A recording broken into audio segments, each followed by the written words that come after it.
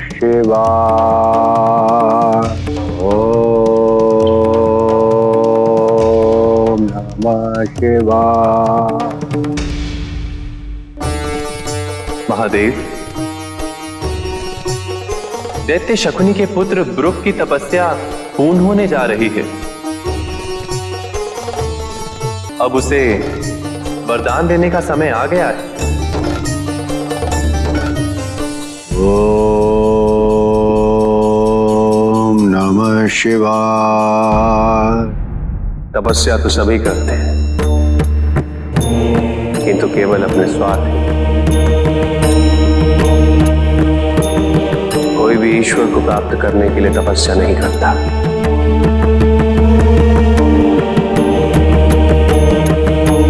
कोई भी तपस्या इसलिए नहीं करता कि उसकी भक्ति उसके आराध्य तक पहुंच जाए। ओम नमः शिवाय। ब्रुक को उसकी तपस्या का वरदान देने का समय आ चुका है।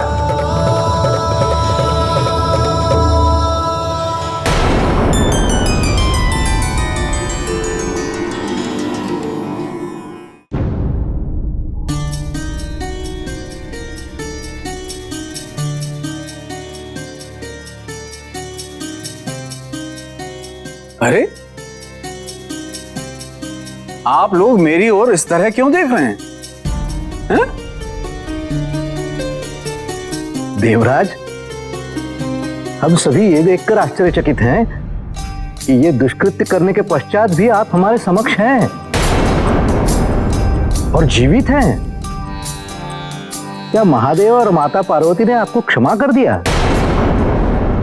जिसे आप लोग मेरी भूल समझ रहे हैं, वो मेरी भूल नहीं, मेरी सोची समझी योजना थी, वो भी कार्तिकेय के उद्धार हेतु। मैंने इंद्रियों द्वारा कार्तिकेय पर आक्रमण इसलिए करवाया क्योंकि मैं सुनिश्चित होना चाहता था कि कार्तिकेय दक्षिण में अपने उद्देश्य की प्राप्ति अवश्य करे, और कोई कारण नहीं था। महादेव ने तो माता पार्वती से स्वयं कहा कि कार्तिकेय की परिपक्वता में, उसकी सुदृढ़ता में मेरा योगदान अतुलनीय है, सराहनीय है।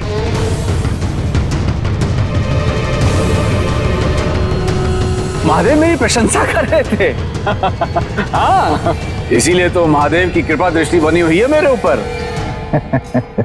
देवराज, ऐसी प्रशंसा और ऐसी सराहना बटोरने के लोभ में माता पार्वती और महादेव को दूसरा अवसर देने की भूल न कीजिएगा, अन्यथा मुझे भय है कि इस बार महादेव की कृपा दृष्टि नहीं, तीसरा नेत्र खुल जाएगा। और तीसरा नेत्र खुलने के बाद क्या होता है ये तो आप भी भली भांति जानते हैं देवराज। ओम नमः शिवाय। ओम नमः शिवाय। ओम नमः शिवाय।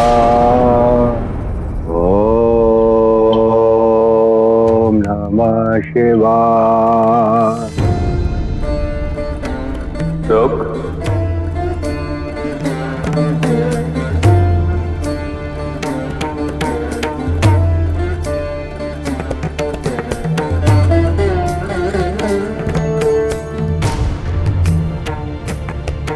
प्रभु,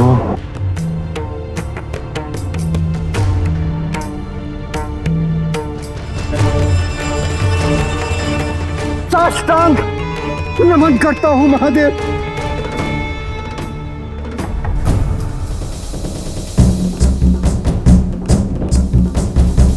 प्रभु, आपने मुझे दर्शन दे दिए, मैं धन्य हुआ प्रभु।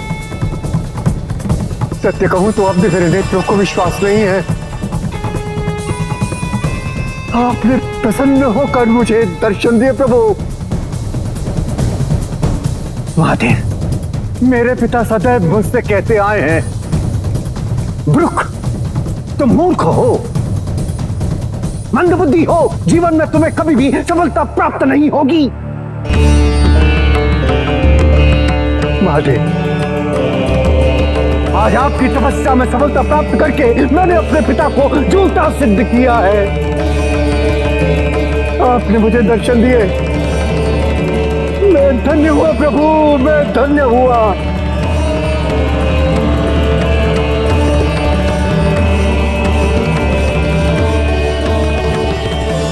किंतु आप मुझे वरदान तो देंगे ना प्रभु? हाँ ब्रुक।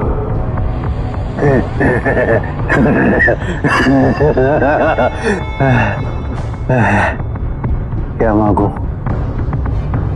क्या मांगू?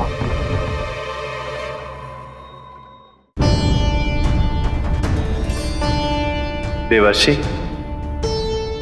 दैत्य शकुनी के पुत्र ब्रुक ने आपके सुझाव पर ही महादेव की तपस्या आरंभ की थी ना?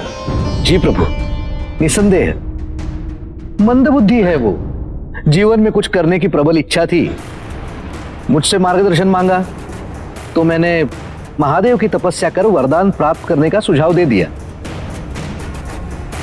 अब उसकी तपस्या तो सफल हो गई है, किंतु देखना यह है कि वरदान क्या मांगता है। सुझाव मांगने में कोई दोष नहीं है देवर्षि, किंतु उस सुझाव का प्रयोग किस उद्देश्य की पूर्ति हेतु किया जाए, इसका चयन आवश्यक है। सत्य कहा आपने, अन्यथा जिस सुझाव में किसी व्यक्ति का उद्धार निहित है, वही सुझाव उसके विनाश का कारण भी बन जाता है।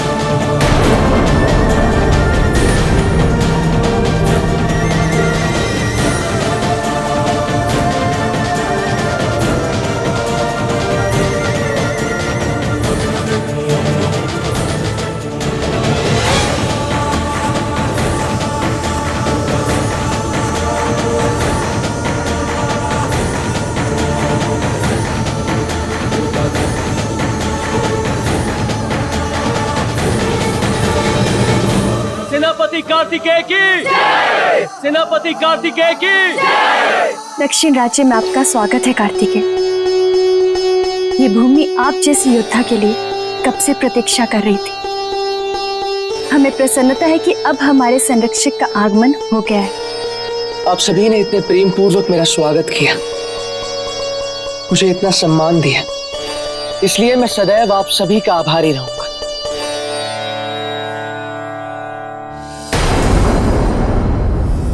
मैं जानता हूं कि दक्षिण क्षेत्र में असुरों ने सबका जीवन दुभर कर दिया है, और मैं आप सबको वचन देता हूं कि आपको उनके अत्याचारों से मुक्ति दिलाऊंगा। आप सभी को निर्भय होकर जीने का अधिकार दिलाऊंगा मैं। सेनापति कार्तिकेय की, सेनापति कार्तिकेय की, सेनापति कार्तिकेय की, सेनापति कार्तिकेय की।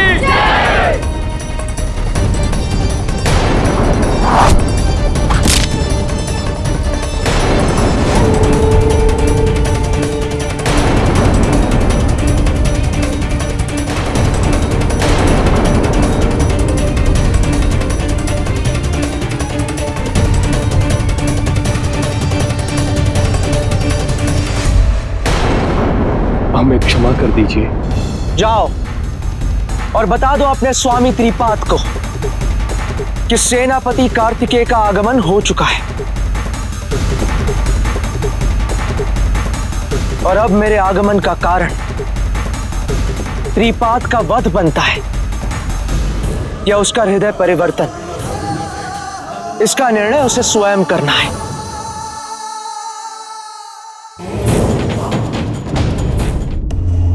नहीं नहीं नहीं नहीं, ये भी नहीं।